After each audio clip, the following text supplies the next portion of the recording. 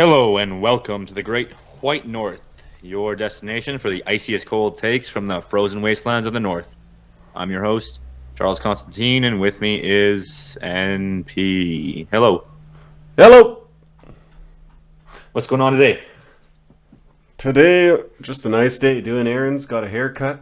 I'm gonna go on a nice date this evening. Oh Sunny yeah, afternoon. just the little things in life, A little living it last up. taste of summer. That's true. We finally had a Uh, cool day here the one day, and it was just, I was like, oh, autumn finally. I can't wait. yeah, that's kind of where we're at right now in Alberta. It's kind of going from these like plus 30 days.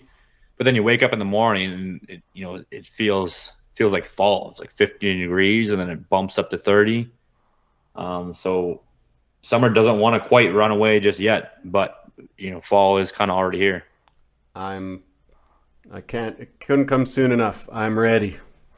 Yeah, I've been I'm gonna put on my Uggs and my wool sweater and drink pumpkin spice lattes. Just me I and the girls. I avow all of that. I mean, not you doing it, but in general, that is a very positive thing. It's nice to see ladies enjoying the autumn. Yeah, they look good doing it. That's right. Um, yeah, good season to take your lady to a bookstore. Yeah, no, bookstore dates are actually good dates, honestly. And they like holding mugs with both hands. That's their thing. All right. So, but there's been a bit of action in my province for once. Yeah, want to give us the breakdown on what's going on there? Yeah, long story short, they've been sending inspectors. The federal government, I should say, has been sending inspectors illegally Hmm. into Saskatchewan farmerland to monitor water quality or something like that. And our provincial government pushed back in a pretty awesome way. They said, we're going to arrest you for trespassing. Like, get the heck out of here. Leave our farmers alone. And that's coming straight from our highest, like from our premier and from his guys. And it's all legal to do. Hmm. They're taking a strong stance on it. It's most excellent. Now, of course, the feds are pushing back, and they're trying to lie about. They're trying to say, "Oh no, we never were trespassing." Blah blah blah. Um, you know, usual lies. These aren't even. They wouldn't even send the RCMP to do this. They send other kind of apparatchik, some kind of Huh. inspectors and stuff like this. Anyway, trespassers. You know what happened? Well, read the sign. Read the sign.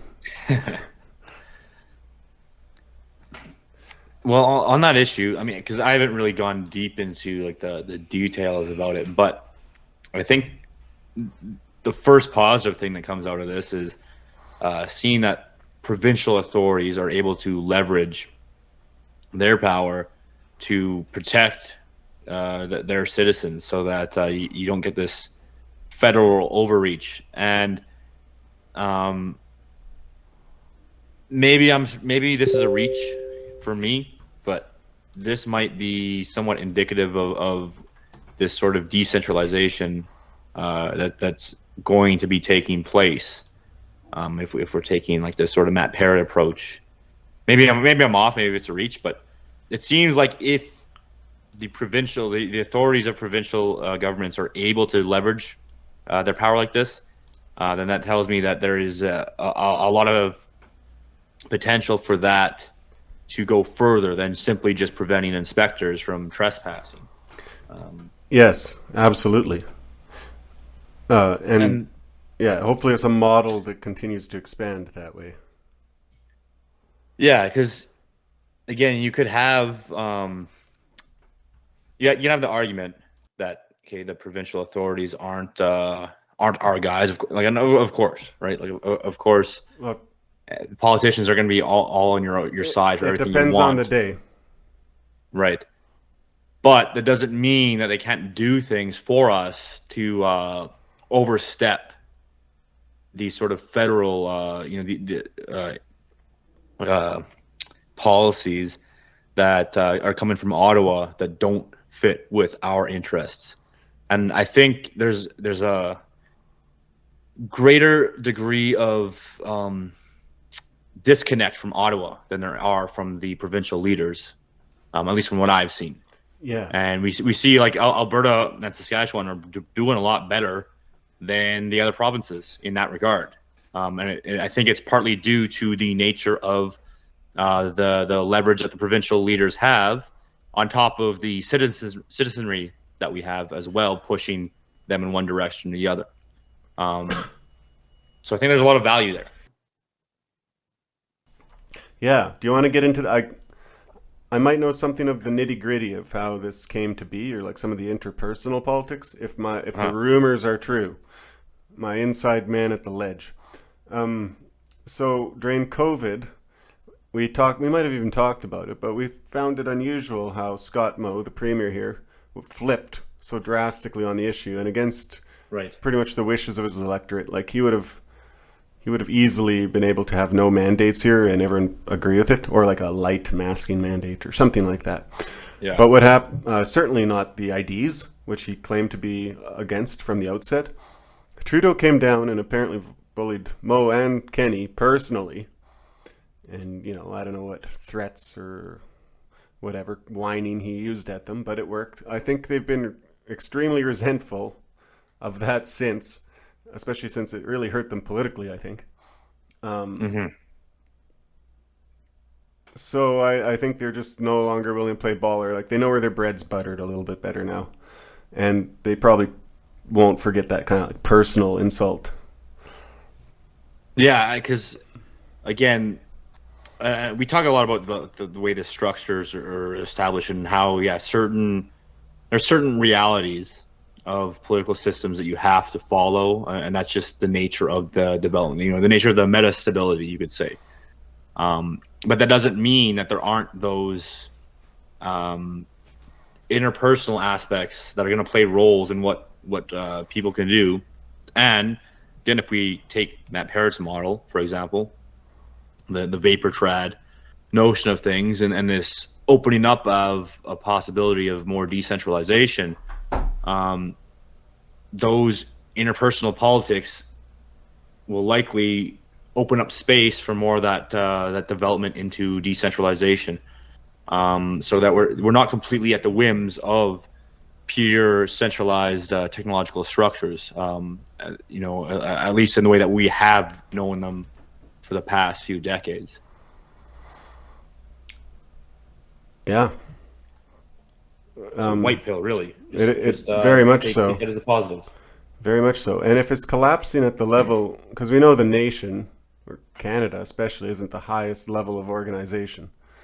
It's a member state of a broader coalition. You can call it GAE or the globalists or whatever, right? So if it's falling apart at this local level, house of cards, if it's falling apart on the provincial relations level, it's almost certainly able to fall apart up the card house. Yeah, that's right. And I think that that is to be expected. And just to clarify, like, we shouldn't be expecting that things are just going to collapse in the way that Mad Max. And I think we've made this clear before, but it's always good to reiterate. It just means that the way power is leveraged at these different levels is going to look different as we progress. And it's all about learning how to ride that wave. We might not be in control of the wave, but if we can kind of take steps to understand where this wave is going and sit on it better, then it's less likely, as Matt Parrott says, you're less likely to crash in the rocks. Yes. Then surf it, you might say. That's right. Right on. Yeah. We'll be right back. Sounds good. I guess this next thing I want to talk about, I just met with a buddy I haven't seen in a few years, or however long it's been, at least since before COVID.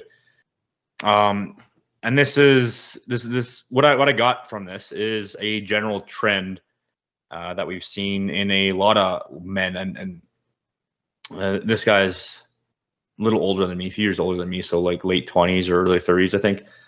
And I mean, we've talked about this on the show before. I met up with him, talked to him. You know where you're at. What are your plans in life? How's the girlfriend? Turns out he broke out with the girlfriend. Wasn't really working out, and he expressed all of the same sort of issues that we've touched on before. But a lot of the issues that we talk about, the difficulty it seems to find someone that is interested in committing to a more traditional lifestyle, to marriage and kids. Um, you know, all of that was expressed by this guy. He's basically a normie in all, for all intents and purposes. Um, and he had no issue saying like, I I'm tired of women acting this way where they don't want to commit all the way. There, he had to deal with his girlfriend being all into the feminism and the rights for everyone stuff, and like she made it her entire personality given enough time. And he's like, I don't know what to do with this. And again, as a normie guy, what do you do if you don't really have a wider contextual understanding of Yeah, where this you stuff is need some coming from and how ammo. it's developing? Then like you just get bowled over because what answers do you have? I mean, you don't know. Like, hey man, it's okay to step up and assert yourself, and put your ideas forward. Like she's been getting fed all these ideas in a pretty coherent way, right? When you're Close on enough. that side, that sort of leftist or whatever you want to say, Yeah. the progressive side, you get the full coherent, like here's all the arguments. But when you're on the other side, you don't really have anything. You sort of have a visceral dislike unless you come closer to our spheres where you get Right. more better constructed arguments. So this is the same thing I've seen. Like, he's dealing with the woman thing. We've also talked about. I've had buddies who dealt with that on like feeling like as a white guy not having the same opportunities anymore. So the first takeaway is there's a lot of guys that are seeing this happen to them in real time, and like they don't know what to do. And then the second part is, well, they want answers. Um, and I think That's where we obviously come in. exactly, there you go. And that's where you, the audience, have to remember that people are looking for answers and they want to know, like they want permission to be able to talk. Because it felt like this guy had, like, to me at least, my buddy, he didn't seem like he's been able to talk to this stuff with anyone. Like he never felt like he could talk to anyone about this stuff because again, when you're in this position, you don't know what you're allowed to say and what you're not allowed to say to any given person. And so he was telling me, no, he was kind of getting into Joe Rogan and that kind of sphere of things, and he's kind of did the whole facts versus feelings. It's too emotion driven, so he's kind of behind the curve on that regard, but he's on the right track. And he's looking. He wants like free and open discussion. He wants to like say, hey, like let's put these ideas up for debate. He pointed out like in the universities, this isn't allowed at all. He went to university for a long time, and he found, same thing we all see. You only get set ideas established. He thinks it's a bunch of bullshit. Where do you go for the right answers? Mm-hmm. So the number one thing is that, again, there are guys out there looking for the answers. You need to, again, not just sit in your ghettos on Telegram, but give those answers to the people you meet in real life. So free show idea. I mean, it's ever the trouble with us Vanguard is we view anyone lighter than us as a gatekeeper. Yeah. But we need gateways, right? And if you're being charitable, you can argue some of the people we sometimes call gatekeepers are actually good gateways. Even Jordan Peterson, to some extent, is a pretty decent gateway. And you wouldn't be able to keep that position if you talked about the JQ or whatever. So, whatever. Okay, it's open debate. I won't say he's one or the other. But I'm saying that field right now is quite open. The alt-light sucks. They're a bunch of grifters and all that.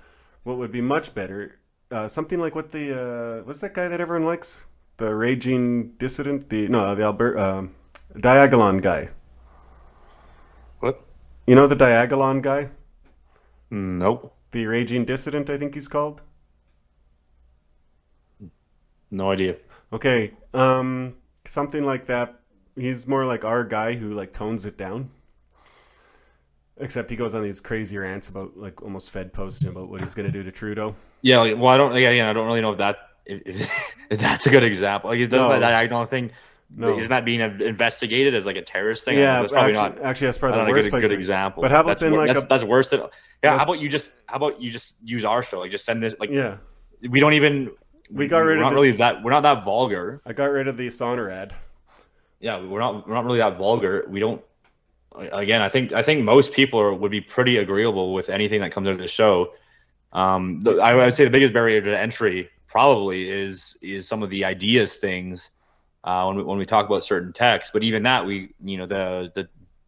this book that we'll be talking about next episode on Canada, I think that's relatable to the average. Like, you send those episodes to a guy who wants to know who he is. Yeah, and it's not like the rest of the show isn't going to scare him off. probably not. They'll probably and especially if there's these guys that are saying, I want free and open discussion, and I want to hear different ideas. Like, they might not agree with the perspective that we come from, but like, hey, share this with your buddies.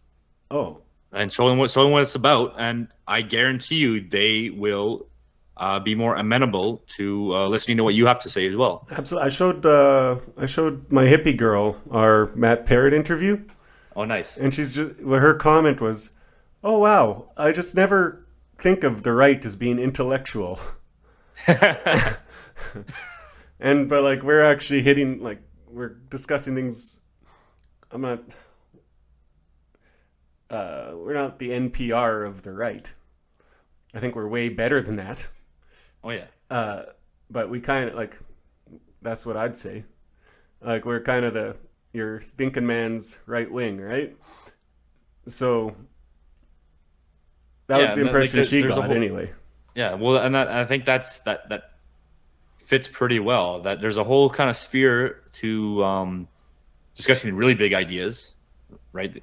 I think that's a little bit above our pay grade, like the Keith Woods, Joel Davis, Joseph Klutgen, these guys that are going deep into metaphysics. Yeah, Imperium Press as well. Like the very like foundations of these things. And, we mentioned that last episode that these guys are going into that. But I mean, where are the audience for that? Yeah, but we're just talking about ideas that you can kind of like. Here's a sort of watered down or there's more distilled concepts that you can just take into your day-to-day life, and just kind of have a better understanding of where you're at, so you're not kind of lost and just mindlessly screaming globalist every time you have a problem with something. But if someone wanted to set up a Barstool Sports style podcast that is our guys, that would be even better too, I think. Like, something that's just right on the ground floor, but still done by intelligent our guys. Yeah. So, anyways, the point is, there are guys that are looking for answers, and you got to be there to give them answers, give them permission. Everyone's feeling the heat with the changes. I mean, this is even a phenomenon. You see, I don't know if you saw this. I think a guy, Indian Bronson, was posting a whole bunch of examples of this on Twitter. But all these girls, these good-looking young girls, capitalizing on like anti-feminism and saying, like, here's how it's wrecked us. Here's what we need to do instead. Like, don't buy into all these things that are destructive to young girls, like OnlyFans, and the careerism and all that stuff. And yeah, these girls might just be grifters, but there's an audience. Like, the reason they're grifting is there's an audience for that, and they want, like, there are young women looking to jump on that. And it's the same thing with young men and guy, like, people are sick of this. And it's not, you'll get the narrative coming from the establishment saying we're being all sneaky and trying to radicalize young minds and brainwash them.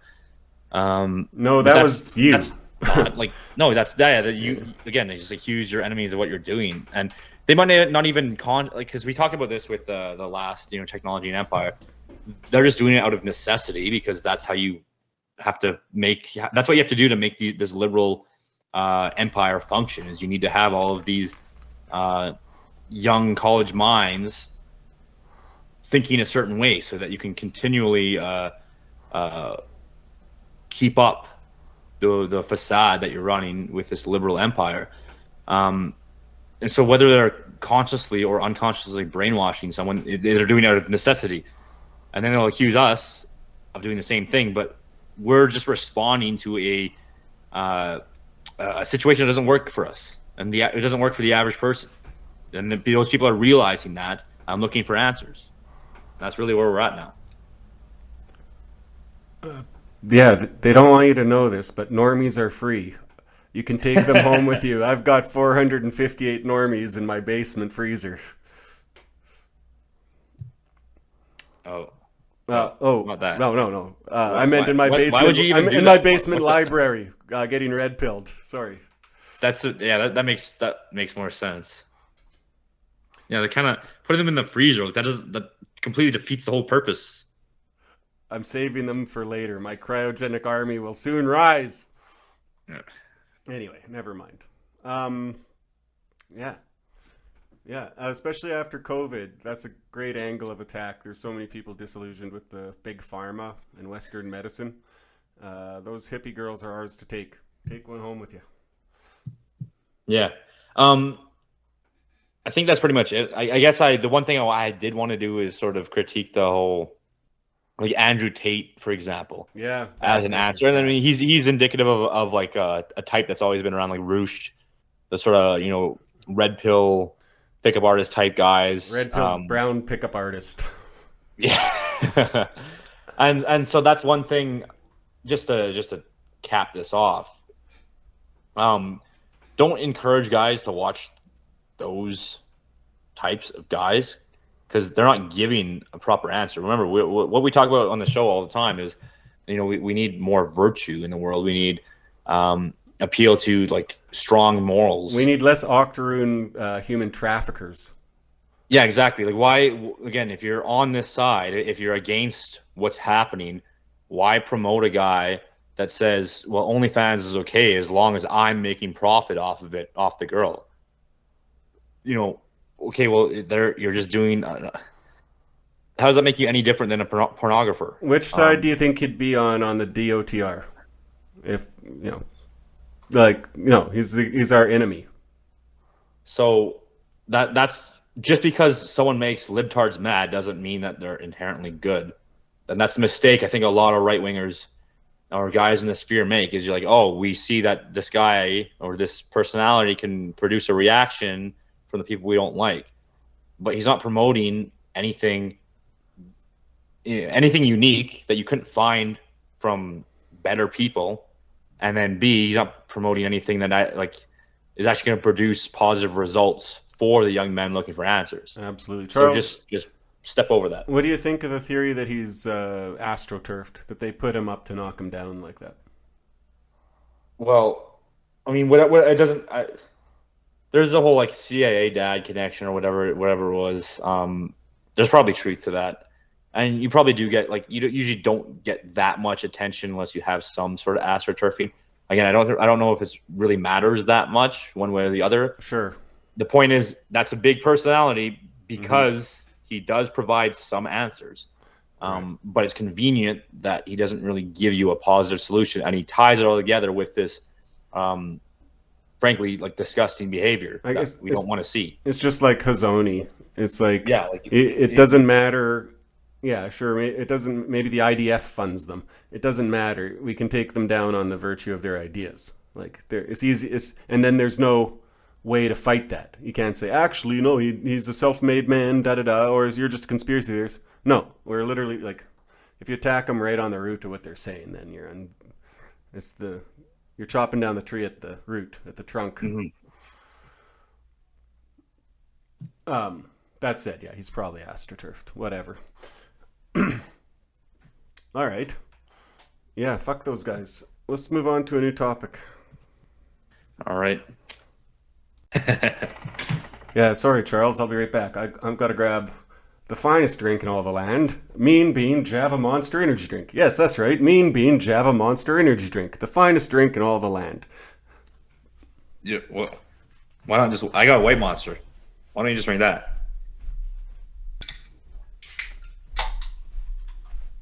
All right, so NP, You a Tool fan at all? You know what I've heard, I've liked. I never was a Tool fan. I think I should have been. I think it just sort of missed me. See, well, I was kind of in the same boat where like I've heard some songs here and there, and I like what. 'Cause mostly like I played Guitar Hero when I was a kid a lot, and like a couple songs they had a Guitar Hero from Tool. I was like, damn, these are pretty good songs. So yeah, a song here or there I enjoyed, and then you see all the hype around Tool, like whoa, they're using the Fibonacci sequence to make a song, so cool. Yeah. These guys are so smart. This is like good, really, really, really great stuff, and I finally been getting around to listening to the albums like from start to finish more intensely, and honestly, like they kind of suck. Which one did you listen to? Isn't what's the most popular one? 100 Days? Is that right? I think well maybe I don't know like the degree of popular. I know Lateralis is a pretty popular one. I listened to that I think to date. You're not a fan? So here, I mean, here's the thing. One, like Danny Carey, the drummer, like he's a great drummer. Don't get me wrong. But the thing is, as I'm listening, I'm like sitting there thinking, like, wow, that little section there, that was really good. But then the rest of the song, I'm like, well, whatever, I don't really care. And then you hear like a cool little drum fill, and damn, like that was really good. And like some of the writing patterns, you know, the way that they structure the songs, it's very impressive. Like it's not like it's not like it's easy. It's very difficult stuff to make the kind of songs they write. But it just doesn't really hit. Yeah, I know what you mean. When you're sitting there and that's all you have going on as Tool, I've just haven't been too impressed. It's not the kind of thing that I would just put on as an album in its entirety and then just enjoy it. And then on top of that, it's just so pretentious. That it is. Like they have this one song on I think it's on 10,000 Days called Lipan or Lipan Conjuring, and it's just like some tribal chant, like kind of some tribal music, and you know they tie it in with all these themes of. They're always tying these themes of like psychedelics and like, oh, another other dimensions kind of thing. I mean, they have some good song topics when they're hitting on like the issues with addiction and that kind of stuff. But a lot of it is just like, whoa, like Joe Rogan, like DMT, like mind trip. Whoa, yeah. The universe, like it's so crazy, it's so big. I used to have a coworker who wouldn't shut up about the time he went to Tool on mushrooms. Yeah, well, it's that is exact. Then thing. I found out that's a really common story. Yeah, and then so they're like putting these little, tribal and South American tribal beats to tie in with their whole psychedelic, trippy aesthetic, and it's just so goofy and pretentious that I just can't get into it that much. But the thing is, they obviously do believe in some sort of like spiritual aspect of reality. Mm-hmm. Like they clearly do. What they see is, hear these psychedelic and, strange mystical experiences that open you up to this other world. So they don't really hit it. Like they don't really hit like, because again, it's like, well, you believe in all this other spiritual stuff, but like, why don't you just believe in God? Like, you can't just, it has to always be shaded with through this lens of, well, it's psychedelics and this other world and whoa, trippy and cool. But that aspect, and this is something this may be tenuous, but there's something to that like makes me more confident in God's existence. Because I'm like, you have these guys that can write, technically great music. It's not easy to write what they write, and they can affirm the spiritual nature of reality, but they just can't come to God. In the absolute, they can't commit all the way. Sure, so there's something about that whole dynamic that just, just tells me, okay, well, this is just makes it so much more obvious that God exists. Do you follow, No, or is that I follow the first three quarters, and then there's like you're missing. I feel like I'm missing one bullet point. there's something I'm missing here? I think it's more so it's Let's break it down for a second, sure. because we've discussed this on a previous episode and all this. But you, as a Catholic, you take first is your absolute, is your A equals A, that God exists, and then you look down from that at everything. Like that. That's the first axiom. Whereas these guys are going from a psychedelic point of view. So what they are doing is experiencing sensorially the things around them, and then so their senses are disrupted in a dramatic fashion by psychedelics, or even psychedelic states of mind, even just brought on by music or whatever, right? And so then they're witnessing that, oh, there's more complexity to the world than we see, and that dreams factor into that, and emotions, etc. And that's correct, and they're not wrong. But you guys are looking at it from opposite ends. So, like their way, even many pagan beliefs that there's this spirit or that spirit or gnomes or whatever, right? It doesn't preclude that there'd be a God the Father, and that everything would flow from that absolute. But you can't get there looking up. If you start there and then look at everything, then it comes into focus better. I guess it's a experience derived from the sensory versus experience derived from a like transcendent oneness, like from being filled with the Spirit. And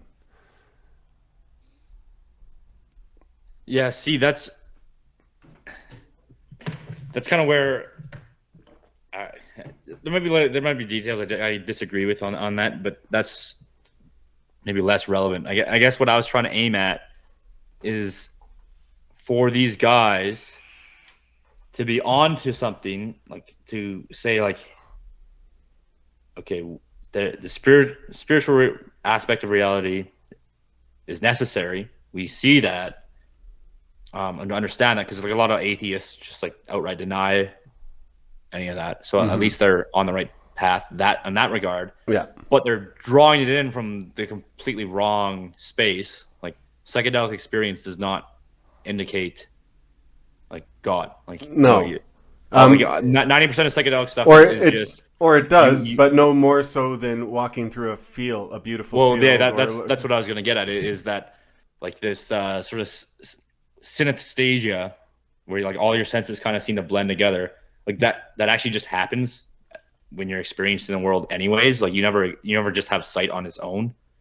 You just feel it more when you're on psychedelics, and you think that's some spiritual, but like no, that's just like you do that anyways. You don't need psychedelics. So they're deriving it from the wrong angle, but yet they still have this like God-given talent. Like they're obviously like it's like incredible talent, but they can't find a way to submit to God, right? They're just missing the last step. You're right, I think. So it's just sort of like a thing where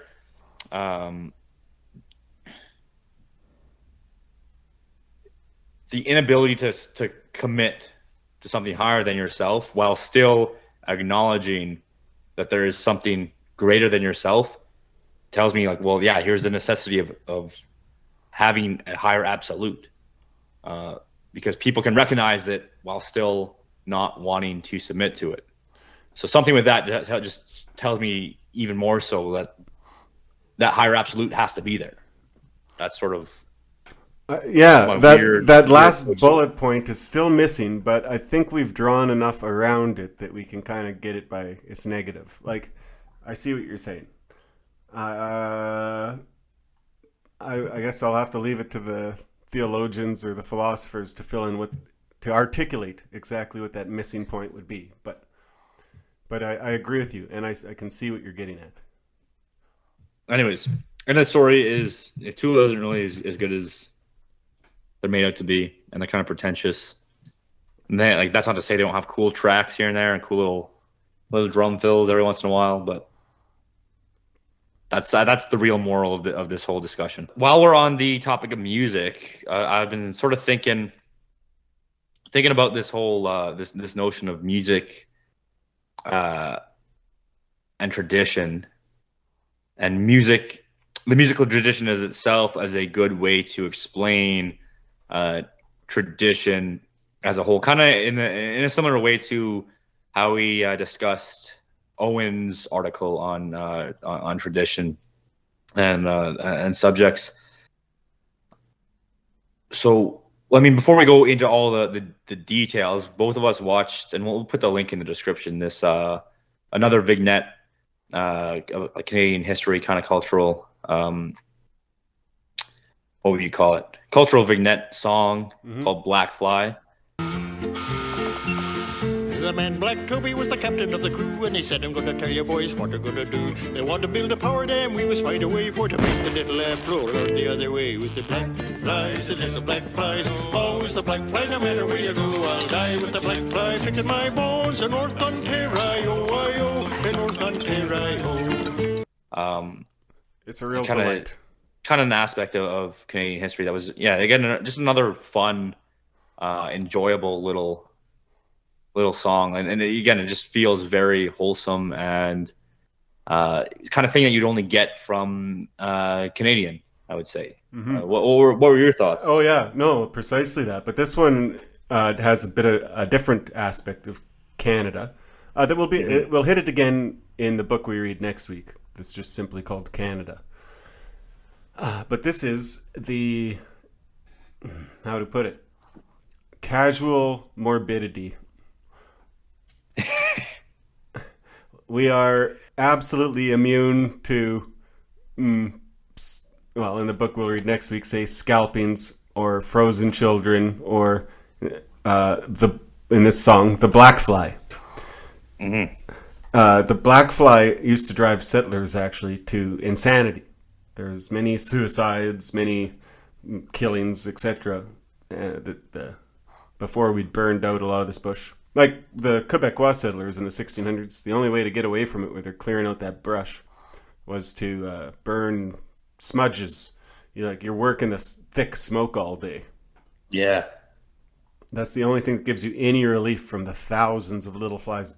And if you've ever experienced it, I know you have, Charles, and all our Canadian listeners well have, but it is maddening. They go in your ears, your eyes, they're bouncing off you, tic-tac, in your mouth, up your nose.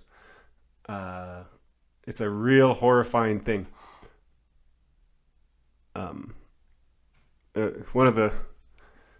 Something no immigrant here would ever know, moving to Toronto. No. Well, no, and you don't really, you wouldn't really get anything like that unless you spent a significant time out. I mean, nowadays, really, most people would get it through camping. Like, I spent a lot of time camping with my family growing up. But other than that, that's something sort of unique to the experience of uncovering this mostly uninhabited and savage kind of wild land. And it goes back to what you said, that the casual morbidity, the need for ruggedness. To build on the land that we have, and that's, I think, one aspect of this song that kind of gets at, even though it's all very positive, lighthearted. It's a very wholesome song, but one of the scenes has flies literally feasting on the guy's bones. Yeah. So that's the thing is they're singing about building a dam in Northern Ontario, and to help set up the province, establish the civilization here. But look at the brutal environment that you have to suffer through to make this happen. It requires so many men that were rugged enough to deal with the black fly, not just the black flies, but the land itself, to build things up from scratch. And this was in 1959 Was No, when 49. 49 is when that guy went surveying. It's still the same if you go surveying today. Yeah. Usually for mineral or metal, what do you call it? Exploration, or for mining. Typically, I know guys who have done it. They've got stories. Bears. There's always bear stories. Injuries. Yeah, that was one aspect of the song. Their little verse about the doctor putting them all back together, saving the day. Was he covers them in, what is it, pig fat and it's my grandma used to use cow salve for everything. Do you know what that is? No, I haven't actually seen that news. The smell to this day brings me straight to my childhood if I ever see it. But it's salve for cows. It's a big, thick Vaseline-looking thing you put on cows if they cut themselves or whatever, for pretty much everything. But my grandma would use that shit for everything. I don't think I ever had an eye injury in front of her. Thank God. I get a that would blob not of be that. pleasant. But cuts and bee stings and all that, and it works. Yeah. The other thing I noticed in the song that I found kind of wholesome or quaint was obviously his voice. He's got the accent. He sings that in that sort of accent, like the way he said Ontario, Ontario, yeah. And to make it rhyme with the song, but like also to just really accentuate the that particular accent. But you see that a lot in Canadian folk songs, is that kind of intonation and sort of switching the syllables around, or the enunciating different characters in the word. And that's maybe it's something that has been researched before. I'd be interested to look into that, because there is something with the way people here pronounce things that kind of causes these different. Could you say dialects? Yeah, I think so.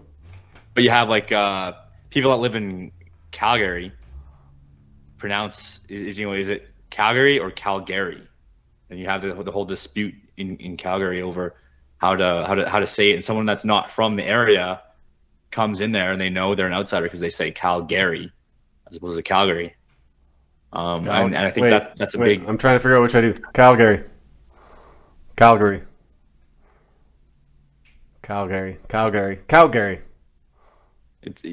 It's whatever comes up in your stream of speaking, right? Like, so it's kind of obvious. But I find that's a really common thing across I Canada. mostly lived in Edmonton, so it was mostly fucking Calgary. Yeah.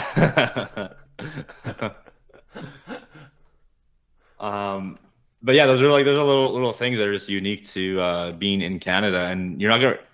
I think it's unique to English-speaking Canadians specifically.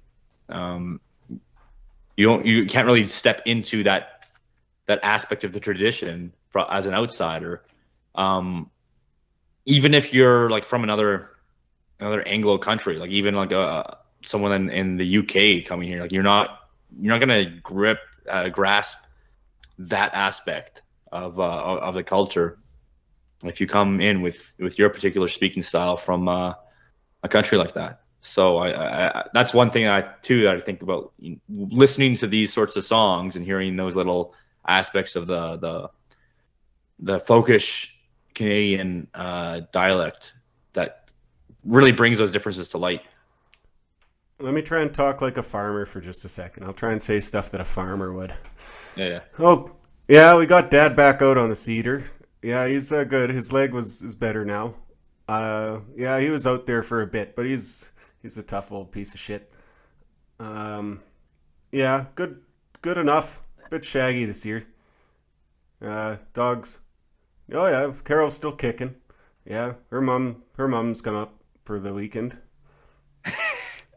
Okay, yeah. Yeah. I don't know. I've heard guys going like that for hours at a time. Sometimes old lonely farmers won't shut the fuck up because they don't talk to anyone for half a year. And then you run into them and they pour it all out on you. That's funny. Do you know the band Primus? Yeah, I love the band Primus. While Iona's got a big brown beer. But they have there's a song, well, there's an album called Pork Soda, but the title song called Pork Soda, all the lyrics are like basically what you just did is him just sort of like mumbling through this sort of, you know, redneck kind of like country guy just talking about day-to-day life. And you know, and this Pork Soda, I guess, is what one of the band members, I think Les's dad, called beer. Oh yeah.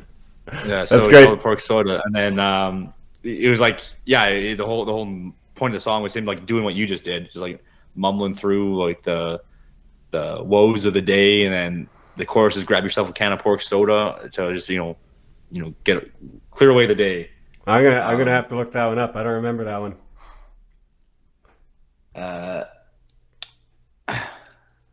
Is there anything else on this particular song? A little vignette. The McGarrigle sisters sing backup, and they are actually, if you want to get into Canadian folk music, you could start by looking them up, because I think they worked with just about everybody at one point or another. That's cool. That's something you don't learn in school. You know what? I don't even know if it's 100% true. I just feel like I've heard the name like a billion times. Anytime you're listening to Canadian folk music, McGarrigle is going to be a name you're going to hear in there. Almost certain. It's probably true then. The other thing, though, that I guess this sort of brought to mind in this discussion of music and tradition, I think not just tradition in the sense of, you know, what are your folk songs, but music itself as an example of tradition. When we talk about tradition in the wider sense of this sort of continuity that you're inserted into when you're born, and you sort of adopt certain norms and cultural practices. It's got me thinking about, like, how would you pick up a particular style of music that you're unfamiliar with if you weren't kind of immersed in that tradition long enough? So the easiest example, and yeah, I'm sure people can tell by the song recommendations, like is metal. Like, I'm big into metal.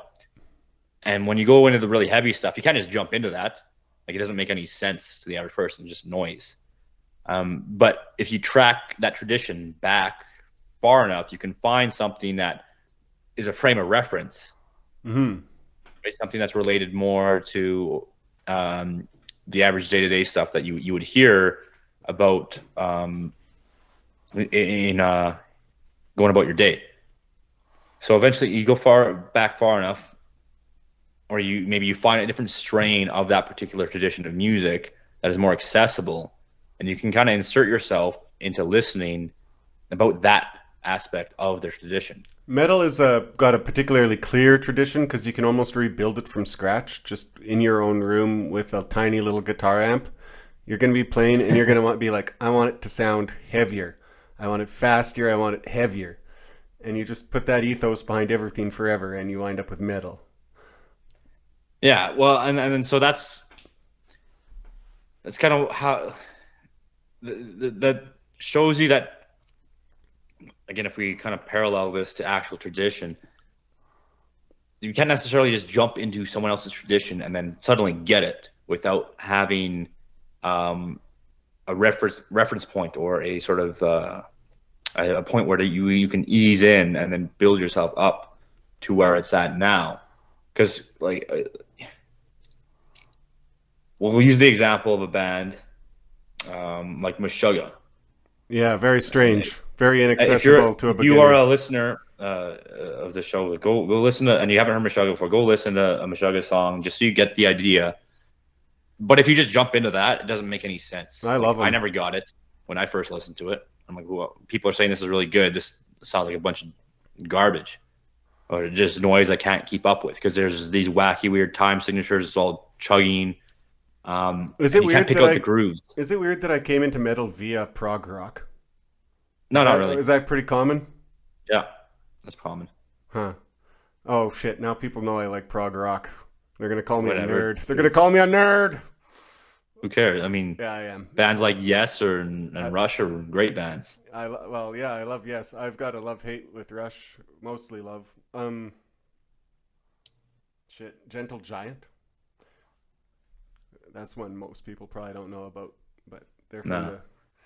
they're pretty cool. They've got a song about whatever. What's that old Norwegian giant? Panurge? We're coming over down. They sound like a medieval fairy band. It's pretty funny. Yeah. Yeah. Anyway, Anyway. I guess, Sorry. Yeah, what you're aiming at to kind of comprehend what this current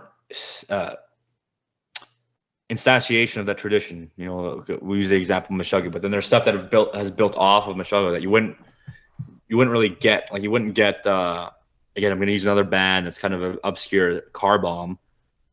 Go listen to that. You won't get it at all. Unless But if you built up, again, if you've gotten in through Meshuggah, which is a little bit easier to listen to comparatively, then you can eventually get Car Bomb, and it will make sense.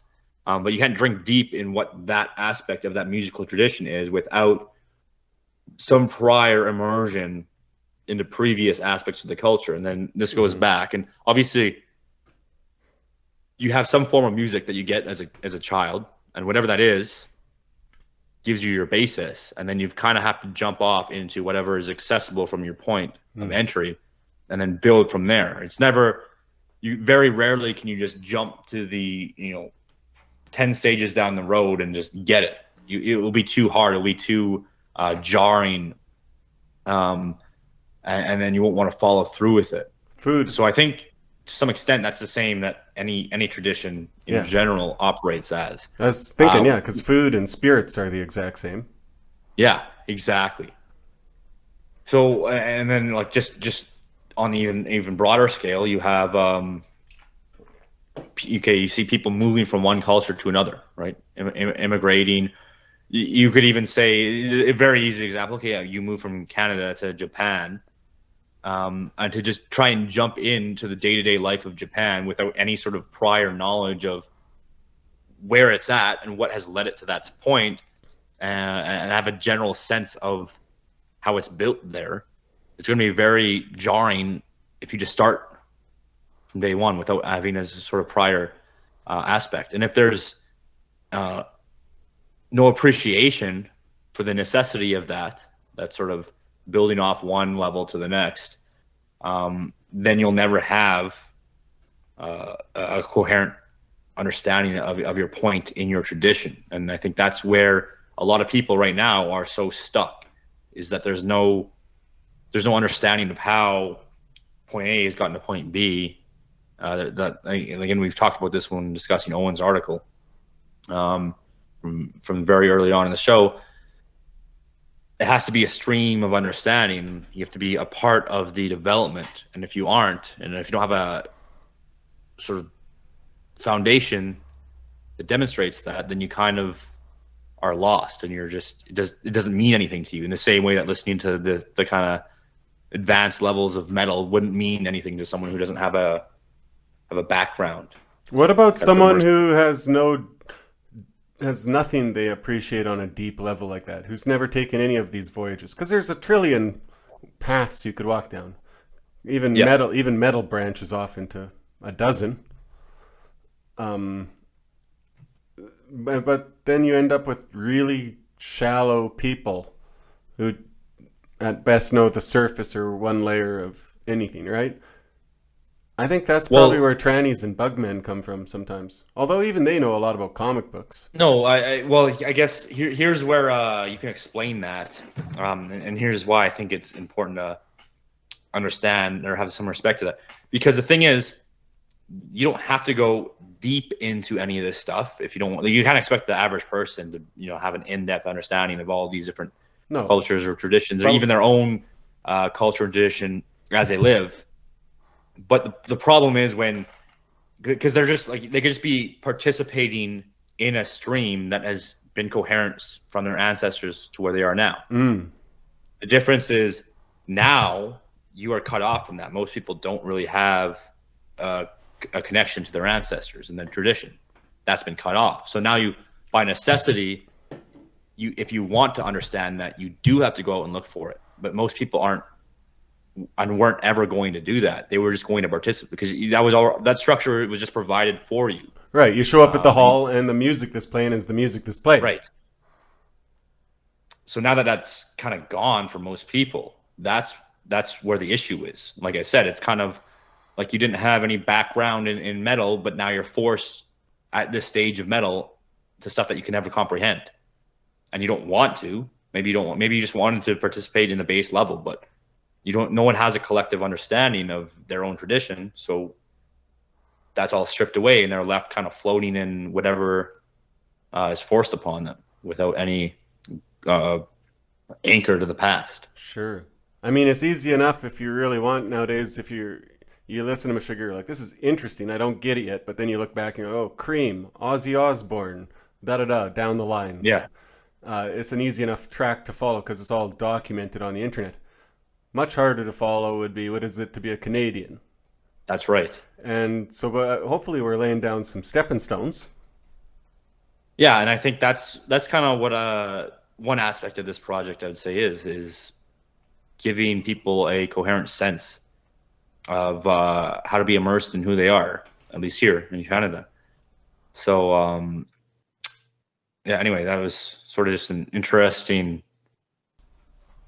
topic that popped into my head listening to music, I guess. No, it's well pointed out. It's well pointed out. Charles, you see that video of the Dutch train conductor body slam the Somalian guy? Yeah, I saw that one. It was pretty satisfying, eh? Well, it's one of those things where, okay, again, just at the base level, you behave a certain way, like you. I think the context was this guy refused to pay the ticket and then punched the female conductor who was asking for a ticket in the face. Okay, so already, how should people treat you when you start off from that frame? And then you get slammed because you're completely disobedient. You punch people, you're assaulting people, you're refusing to follow any laws or rules. Okay, already you're off to a bad start. Mm-hmm. On top of that, you're a Somalian in another country. You're a foreigner. That's the reality. You aren't Dutch. You're a Somalian. So this leads to a wider point, and I think this should be obvious, but obviously in our context, it's not obvious. You can't say this kind of thing in the mainstream at all. But if you are a foreigner in someone else's culture, in their country, why wouldn't you be treated with harsher scrutiny than their own people? Like, so you're going to already misbehave to an extent that anyone, regardless of who you are, is going to get treated as a disobedient criminal. But on top of that, you're not even from their country. You're not even a part of their culture. That level of disrespect, paired with the fact that you're not from there, shows that why wouldn't you get treated with harsher scrutiny? Do we have to spell it out? Because okay, if I live in town with that Dutch train conductor, he's my neighbor, or something. My dad knows him. I'm gonna have to see him at the post office and stuff.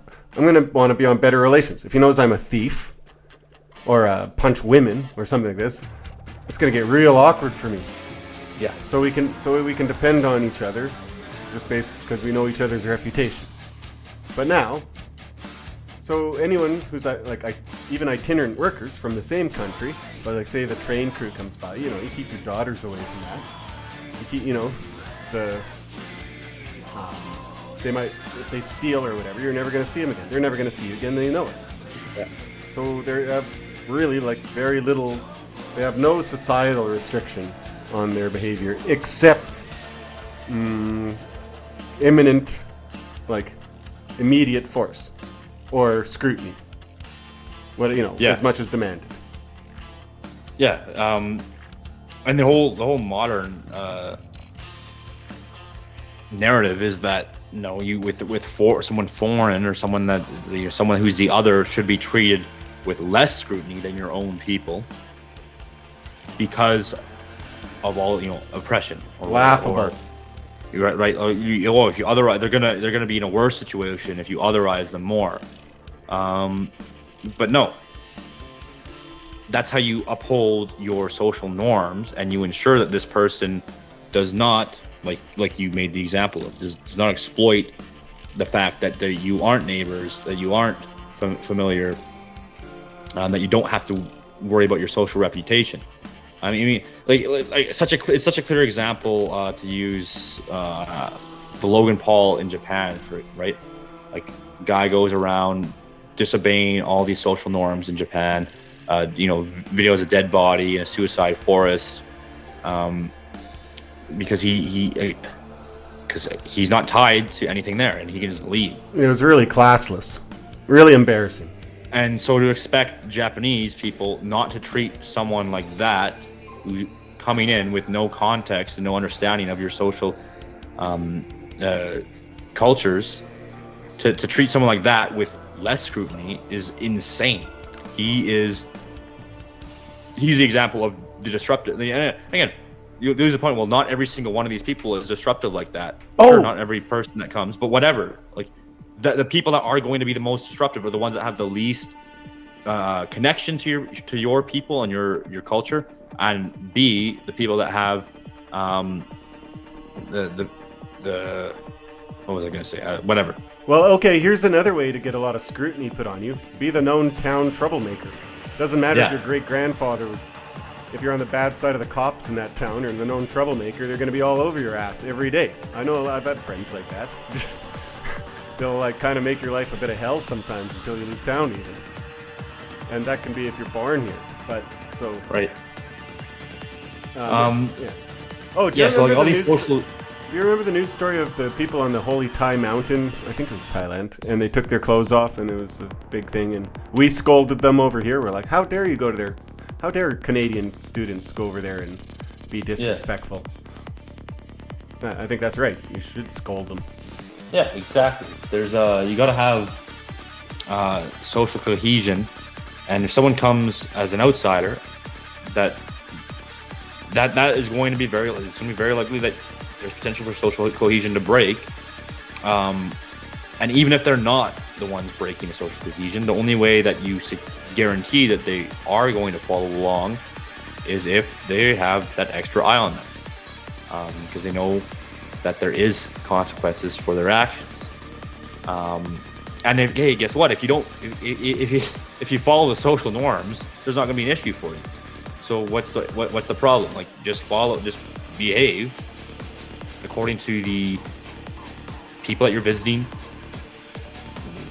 Behave according to their culture, and then there won't be an issue, right? And then Choo Von Chadwick won't body slam you into the fucking infinity dimension. And like just to cap it off, I find the whole notion of, oh no, we're gonna otherize this person, so we have to treat them like they're the same as us. Instead, treat them more like us, so that there's no scrutiny placed on them, so you don't feel like they're an other, and then that way they, all these other social effects that come, the negative social effects that come with being an outsider, dissolve, and then they can be fully integrated. But the funny thing about that notion that they push is that all that does is strip that person of their identity as well. So, like, the people that have this desire to like get rid of the otherness of an outsider, what they really want to do is subsume that person into the same. I think actually Emmanuel Levinas talks about this, but basically it's like this totalizing force, he says, where you turn the other into the same, you totalize them, and then you strip away everything about them that was unique in that process. So even if they're correct only because they're attempting to strip away the other person's identity as an outsider, not because they actually value that person, but because they lack the understanding of the uniqueness of disparate peoples. Oh, imagine, okay, it's an episode of The X-Files. And then, so Mulder goes in, and there's this room full of people, and they're all wearing cloaks, and they're saying, "You're one of us. You're one of us. You're one of us." Isn't that, like, ominous? It's very ominous. It's much Yeah, less ominous if they're like, "Who are you? What Yeah. are you doing here?" That's such a great way to break it down. Yeah. Yeah, okay. Well, let's end the show on that happy note. Everyone watch The Black Fly? We're going to be reading, you guys should all read this book we're going to be reading next week, Canada. And you'll find it in the reading group Telegram. Thanks to Link will be- Max Ovni for recommending it. Yeah. Yeah, you'll love In the it. description for everything. You know what? Maybe we should do this. Maybe we should do the whole, like, subscribe, share. Why not? Do Watch it. watch the thing first and foremost, but if you're this far, then yeah, like, subscribe, and Well, share. if you're here, you've already And watched it. and thanks to the people who have been, based Albertans and Voter Apathy Party, some other guys. Guys are all great. Much obliged. Yeah. Yeah, appreciate the shares. All right. See ya.